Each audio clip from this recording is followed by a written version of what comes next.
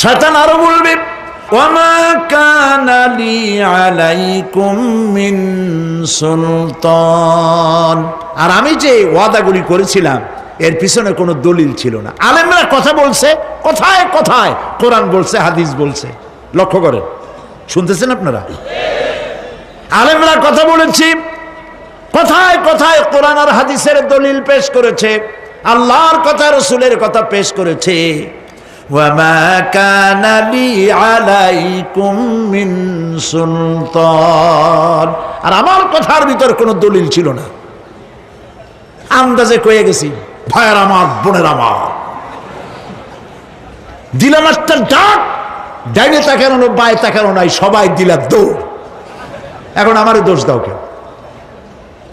এইসব দোষ দিয়ে কি লাভ নাই।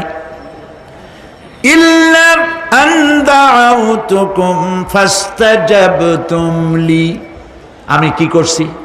আমি একটা বক্তৃতা দিলাম, জ্বালাময়ী একটা ভাষণ দিলাম, আমি একটা আহ্বান জানালাম, কোনো চিন্তা ভাবনা না করে আমার পিছনে তোমরা দৌড় দিয়েছ। কে বলবে? আহারে, আল্লাহ কি কোনো কথা গোপন রাখছেন? কোন গোপন রাখছেন? সব বলে দিয়েছে। কেন চিন্তা করো নাই? নেতা একটা এসে মঞ্চে দাঁড়ায় বক্তৃতা করতেছে, বেটা সারা জীবনে নামাজ পড়ে না, চেহারার দিকে তাকাইলে মনেই হয় না মুসলমান, মরলে পরে ফেরেশতা পর্যন্ত আশ্চর্য হয়ে যাবে, বেটা তুই শ্মশান তুই কবরে আসছিস কেন?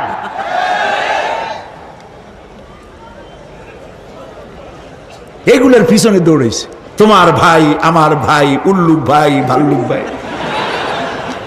আজি